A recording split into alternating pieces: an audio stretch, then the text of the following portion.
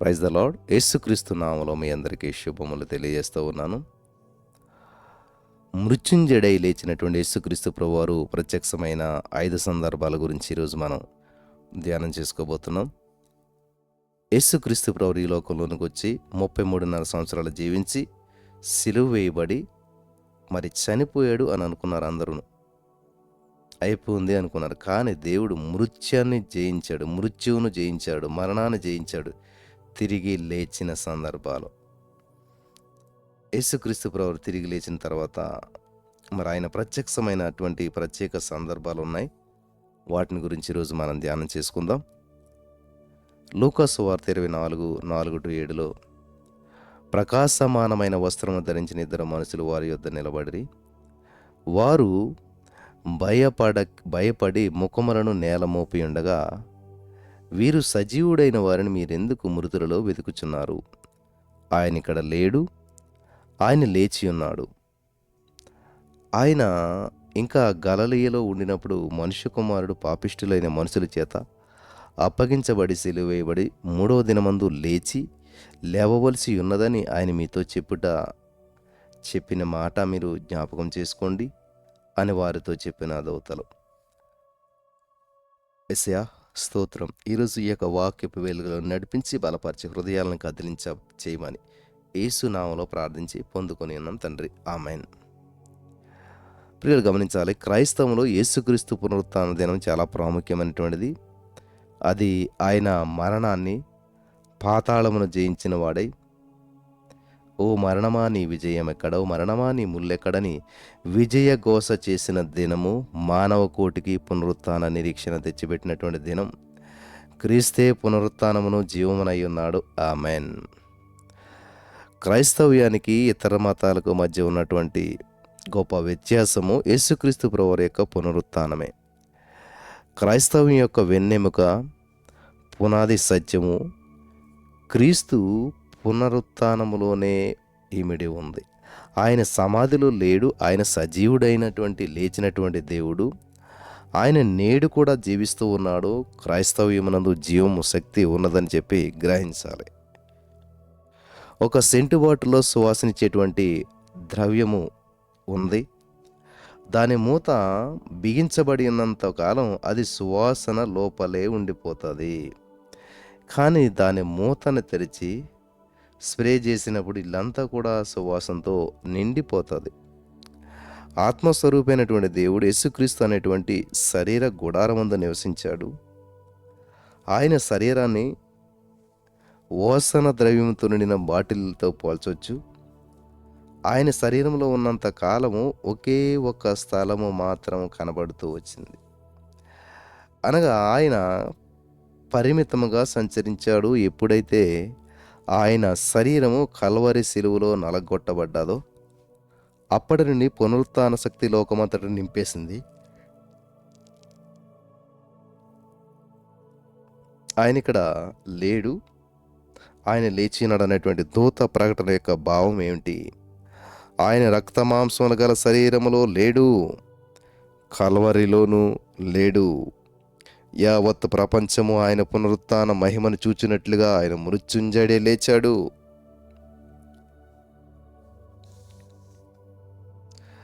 ప్రపంచంలో ఉన్నటువంటి అతిపెద్ద సంఘము దక్షిణ కొరియా దేశంలో ఉన్నటువంటి సియోల్ పట్టణమందు ఉంది. వ్యవస్థాపకుని పేరు పాస్టర్ పాల్ యాంగిచ్చో గారు. ఆయన పరిచర్య ద్వారా 10 లక్షల మంది యేసుక్రీస్తును సొంత రక్షణగా అంగీకరించారు. ఒక దినం బౌద్ధ మతంలో అత్యాసక్తి కలిగినటువంటి ఒక వ్యక్తి ఇలా ప్రశ్నించాడు, మా దేవాలయానికి వచ్చి చూడండి, బుద్ధుని విగ్రహాల్లో భగవంతుని మేము చూడగలుగుతాం. మీ దేవాలయంలో యేసుక్రీస్తు ప్రతిమ లేదు, క్రీస్తు విశ్వాసులందరూ హృదయాల్లో నివసిస్తున్నాడని చెప్పుచున్నారు. ఇది ఎలా సాధ్యమవుతుందని చెప్పి అడిగాడు అంటండి. మా దగ్గరకు వస్తే పలానా దాంట్లో దేవుడు ఉన్నాడని చెప్తాం, పలానా ఫోటోలో దేవుడు ఉన్నాడని చెప్తాం. మరి మీకేంటి అని అంటే, దేవుడు సర్వవ్యాపి అనేటువంటి సత్యము రుజువుపరచాలనుకున్నటువంటి పాల్ యాంగిచ్చో గారు ఒక పౌర్ణమి రోజున ఏం చేశారంటే, ఆ వ్యక్తిని తన ఇంటికి ఆహ్వానించారు.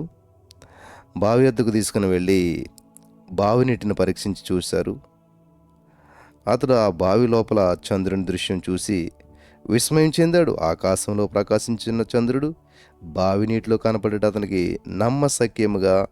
వాస్తవముగా నమ్మశక్యముగాని వాస్తవంగా ఉన్నది. అప్పుడు పాస్టర్ పాలయాంగిత్య గారు అతని పక్క ఉండి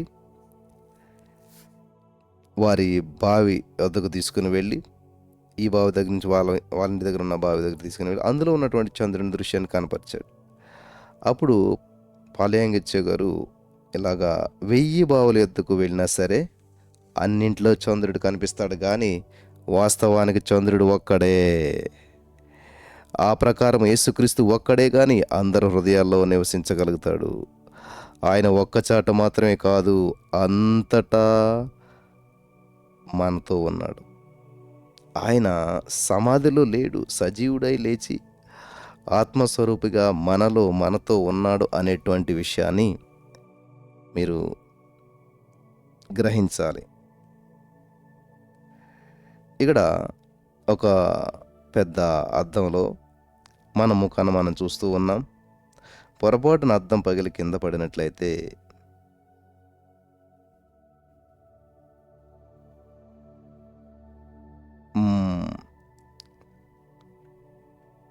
ఆ అద్దం పగిలిన ప్రతి ముక్కలో కూడా మన ముఖం కనిపిస్తుంది. ఇది నిజం. యేసుక్రీస్తు శరీరమందు శ్రమపడ్డాడో, తన ప్రాణాలను దారబోసాడు. ఇప్పుడు ఆత్మ అనేటువంటి సంచుకరుని విశ్వాసులకు హృదయంలో ఉంచాడు. పునరుత్థానమైన యేసుక్రీస్తు ఆయా సందర్భాల్లో తాను ప్రత్యక్షపరుచుకున్నాడు. అపోస్తలుల కార్యం 1:3లో మరి కొన్నింటిని మాత్రం పరిశీలించగలుగుతూ ఉన్నాం. నెంబర్ 1, సమాధి యొద్ద మరియకు ప్రత్యక్షమైన క్రీస్తు.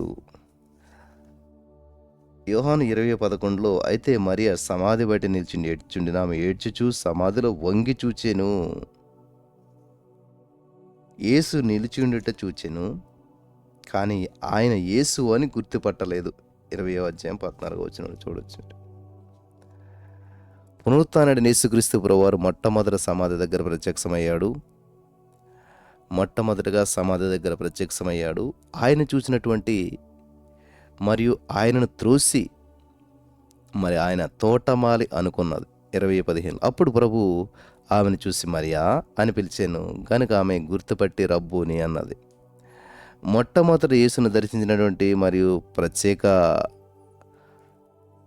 ప్రత్యేకత కలిగినటువంటి ఆదివారం ఇంకనూ చీకటిగా ఉన్నప్పుడు మగ్దలేని మరియా పెందలకాడే సమాధి ఎద్దుకు వచ్చి సమాధి మీద ఉంచబడినటువంటి రాయి తీయబడి చూశాను. యోహాను సువార్త 20:11 యేసుక్రీస్తు ఎడల కలిగినటువంటి ప్రేమను బట్టి మరియా సమాధి బయట నిలిచి ఏడ్చుచూ ఉన్నది. అప్పుడు జరిగినటువంటి సంగతులు మనకు తెలుసు. నా ప్రియమైనటువంటి సహోదరి స్నేహితులారా, ఆత్మతోనూ సత్యముతోనూ ప్రభును ఆరాధించాలి. అలా ఆరాధించేటువంటి వారికి, విశ్వాసం గలవారై ఎదురు చూసేటువంటి వారిని ఆయన ప్రత్యక్షమవుతుంటున్నటువంటి వాడికి. భూనివాసులకు సమాధి ఒక నిరీక్షణ లేని స్థలం. అది జీవితాంతము ఒక జ్ఞాపకార్థ చిహ్నం. అయితే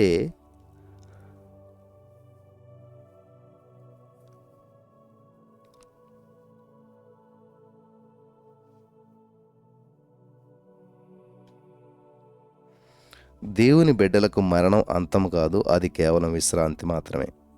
మధ్యాకాశంలో ప్రభు దిగి వచ్చినప్పుడు యేసుక్రీస్తునందు మృతులైన వారు మొదట లేస్తారు. 1 తెస్సలోనికైయులు 4:16లో లోకంలో మనకంటే ముందుగా జీవించి దాటిపోయిన వారు సమాధుల్లో పాతిపెట్టబడ్డారు. వారి మృతదేహాలు అస్థిపంజరాలు కదలక మెదలక ఉన్నాయి.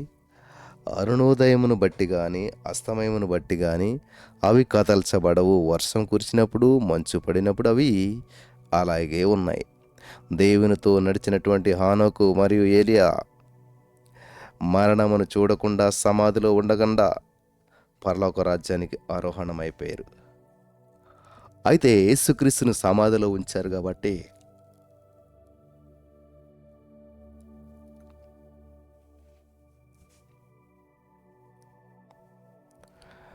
యేసుక్రీస్తును సమాధిలో ఉంచారు, కానీ ఆయన 3వ దినమున సజీవునిగా లేచాడు. యేసుక్రీస్తు రాకడలో సమాధులు తెరవబడతాయి. రెప్పపాటున దేవుని బిడ్డలు రూపాంతరం చెందుతారు. ఆ దినమున క్రీస్తు పునరుత్థాన శక్తిని చూడగలుగుతారు. సమాధుల వైపు చూడకండి, పునరుత్థాన నిరీక్షణ కలిగి ఉండండి. మరణ దినమును గూర్చి భయపడొద్దు.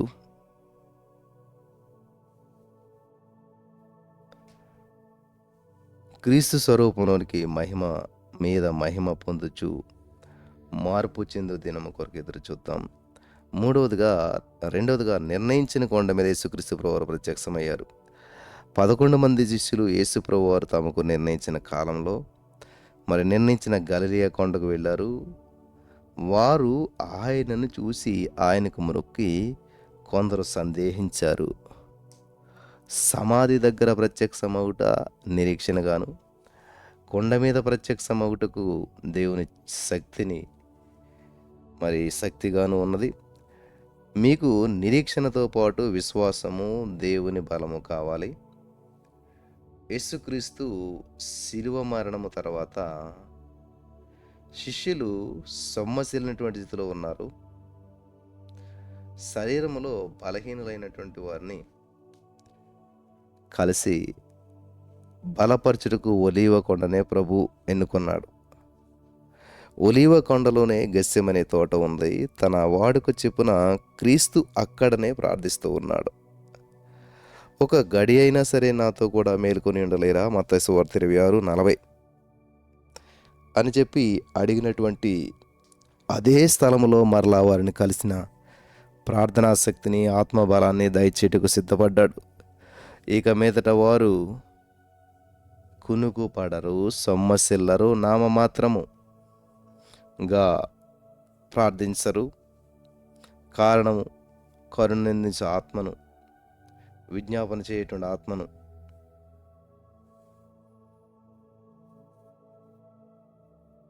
Thank you Jesus.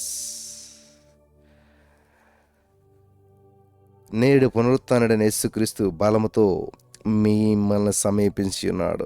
మీలో నుండి ఆ ఉచ్చరింప సఖ్యము కానీ మూలుగతో విజ్ఞాపన చేయుచున్నాడు. విరిగినటువంటి మనస్సుతో గోజాడి ప్రార్థించడానికి ప్రేరేపిస్తూ ఉన్నాడు.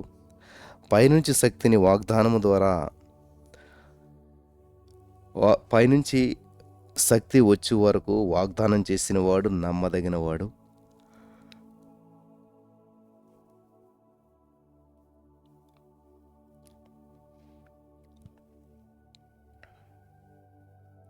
మీరు వెళ్ళి సర్వసృష్టికి సువార్తను ప్రకటించడి, సమస్త జనులను శిష్యులుగా చేడి, నేను ఆజ్ఞాపించిన వాటన్నిటిని గైకొనవలనని వారికి బోధించారు.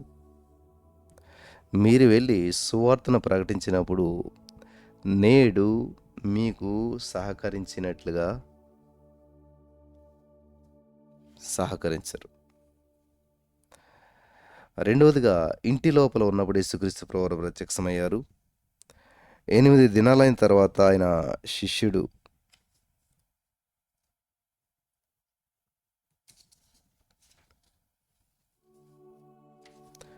తోమా గారు వారితో కూడా ఉన్నాడు. హల్లెలూయా. ఇంటి లోపల ఉన్నప్పుడు యేసుక్రీస్తు ప్రభువారు ప్రత్యక్షమయ్యాడు. 8 దినాలైన తర్వాత ఆయన శిష్యులు మరలా లోపల ఉన్నప్పుడు తోమా వారితో కూడా ఉండెను. తలుపు మూయబడి ఉండగా యేసు వచ్చిన మధ్యను నిలిచి మీకు సమాధానముగా కలుగునుగా అని పలికాడు. యోహాను సువార్త 20:26. అది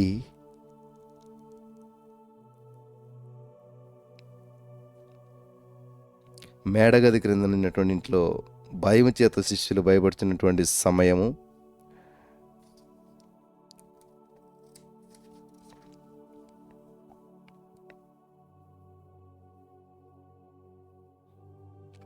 పునరుత్థానుడైన యేసుక్రీస్తు ప్రభువారు ఇంట్లోనికి వచ్చాడు. ఇంటి తలుపులు ఆయనను అడ్డగించలేకపోయి ఇంట్లోనికి వచ్చినటువంటి యేసుక్రీస్తు మీకు సమాధానము కలుగునుగాక అన్నారు. నా ప్రియమైనటువంటి సహోదరి స్నేహితులారా, పునరుత్థానుడైన యేసుక్రీస్తుని చూడగలిగినటువంటి వారిలో తలుపులతో నిమిత్తం లేదు. తలుపు మూయబడి ఉండగానే యేసుక్రీస్తు ఇంటిలోనికి వచ్చాడు. ఎప్పుడైతే ఆయన మీ ఇంట ప్రవేశించునో అప్పుడే ఆయన మహిమ ప్రసన్నత మీ ఇంటిని నింపును. పాత నిబంధన కాలంలో పస్కా గొర్రెపిల్లను వధించినప్పుడు ఇజ్రాయేలీలు ఆ గొర్రెపిల్ల రక్తాన్ని ద్వారబంధాలకు పూసిన అప్పుడు సంహార దూత ఇంటిలోకి రాకుండా పారిపోయాడు.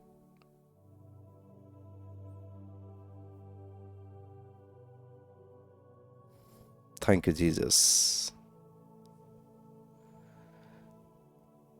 ఇది చాలా అద్భుతమైన విషయం అన్నమాట.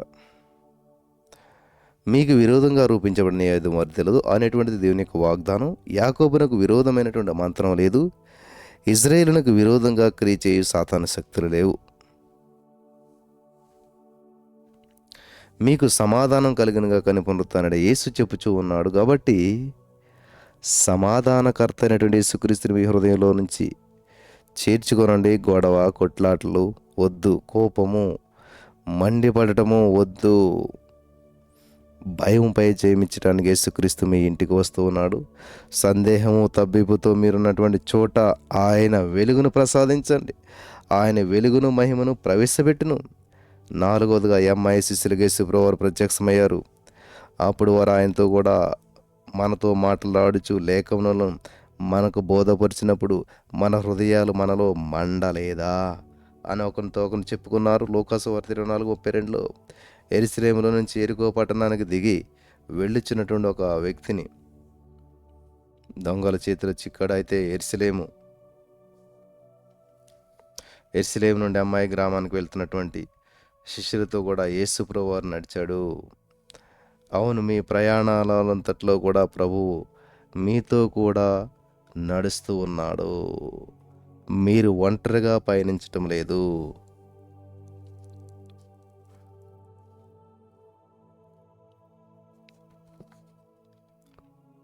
ఆనాడు దేవుడు మోసే ద్వారా తన ప్రజలను ధైర్యపరిచాడు.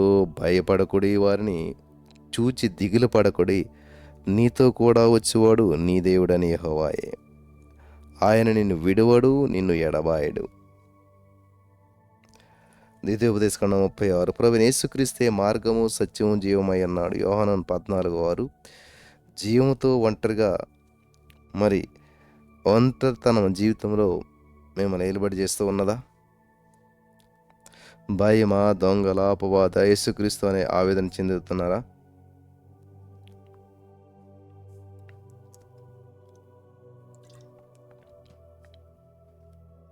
భయపడొద్దు, ప్రభు మీతో కూడా నడుస్తున్నాడు. కాలం అనేటువంటి ఇసుక మీద పడినటువంటి అడుగు జాడలు అనేటువంటి దృష్టాంతం అనేకులకు తెలుసు. బలపరుస్తూ ఉన్నారు, దాన్ని బట్టి బలపడుతున్నారు. ప్రారంభంలో కనబడిన 2 అడుగు జాడలు ఆనందాన్ని పుట్టిస్తాయి. కారణం ప్రభు విశ్వాసంలో ఆ వ్యక్తితో ప్రభు నడిచినటువంటి కాలఘట్టం అది.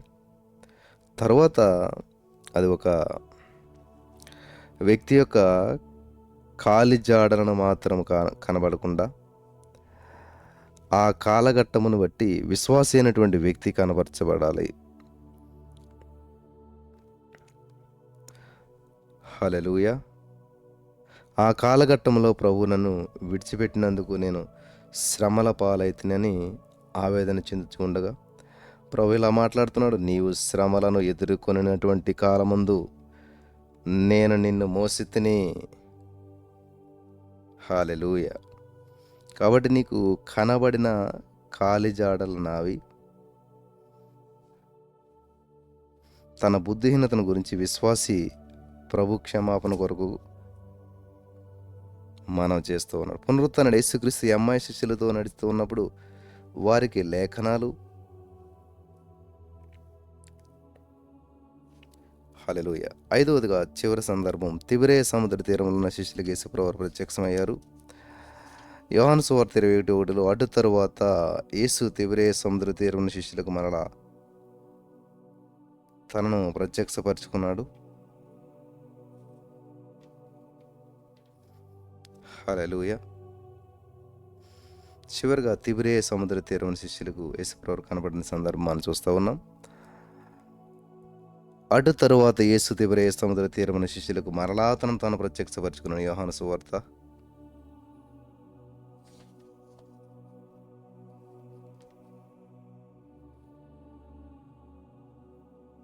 యేసుక్రీస్తు ప్రభువు యొక్క శిలువ మరణ పునరుత్థానాలు ఆయన శిష్యులుగా మరింత దిగజారినట్లు చేస్తూ ఉన్నాయి. మనము చేపల పట్టబోచున్నాను అని పేతురు మిగతా శిష్యులతో చెప్పగా వారును అతనితో కూడా బయలుదేరారు. గతంలో ప్రభు చేత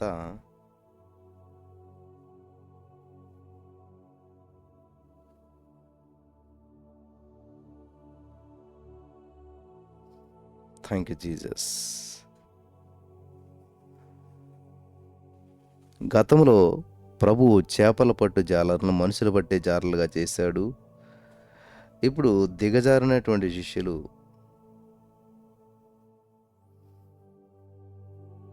మనుషులు పట్ట జాలర్లుగా చేస్తానికి దేవుడు పిలిచాడు. ఇప్పుడు దిగజారినటువంటి శిష్యులు 3.5 సంవత్సరాలు కాలము శిక్షణ పొందినటువంటి మనం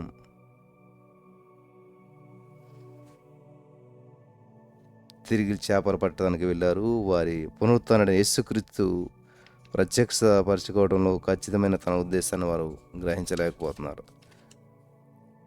నా వలన వివిధ బోధ వాటిలో ఎటువంటి ప్రభావము చూపలేదు కాబట్టి వారు మన సేవను కొనసాగిస్తారేమో అని ఆవేదన చెందుతూ ఉన్నారు. ఆమేన్.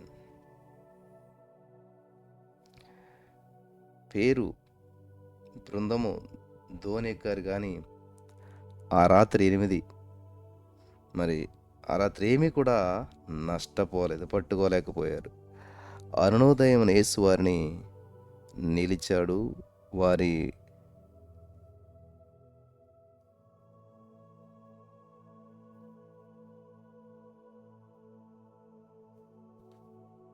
పేతురు బృందం ధోనెక్కింది కానీ ఆ రాత్రి ఏమీ పట్టుకోలేకపోయారు. అరుణోదయం యేసుప్రవర్ధని పిలిచి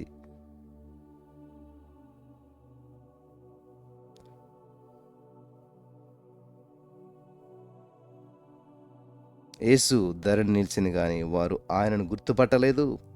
అయినా సరే ఆయన, పిల్లలారా, భోజనానికి మీ వద్ద ఏమైనా ఉన్నదా?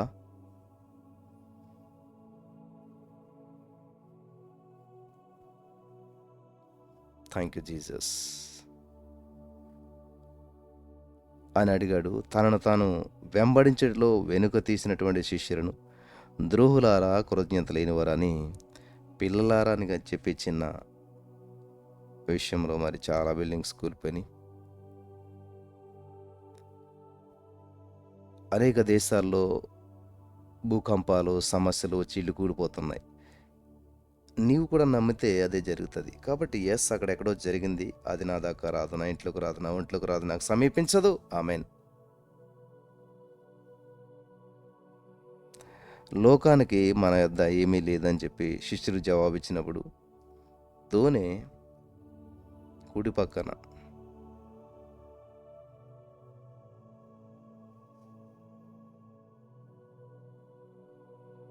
ప్రభు స్వరాన్ని బట్టి యోహాను గుర్తుపట్టి పేతురుతో చెప్పగా పేతురు పైబట్ట వేసుకొని సముద్రంలో దూకాడు. చేపలు పట్టిన తర్వాత వారి దారికి రాగానే అక్కడ నిలిచి ఉన్నటువంటి ప్రభును, అక్కడ నిప్పులను, వాటి మీద ఉంచబడిన చేపలు, రొట్టెలు కనబడ్డాయి. 21:9. యేసుక్రీస్తు ప్రేమను బట్టి శిష్యులతో పాటు మనము కూడా విస్మయం చెందుతూ ఉన్నాము. వారు భోజనం చేసిన తర్వాత నీవు ఎక్కువగా ప్రేమించుచున్నావా అని ప్రభు సీమోను పేతురును ముమ్మారు అడిగాడు. నా గొర్రెల మేపు, గొర్రెలు కాయమని చెప్పి సూచించడం ద్వారా ప్రభు భవిష్యత్తులో పేతురు చేయబోయేటువంటి పరిచర్యను ముందుగా తెలియజేశాడు. పునరుత్థానుడైన యేసుక్రీస్తు ప్రభువు మిమ్మల్ని అపరిమితంగా ప్రేమిస్తూ ఉన్నాడు. మీరు ఆయనను ప్రేమిస్తున్నారా? అయితే ఇదే అనుకూల సమయం. ఈరోజే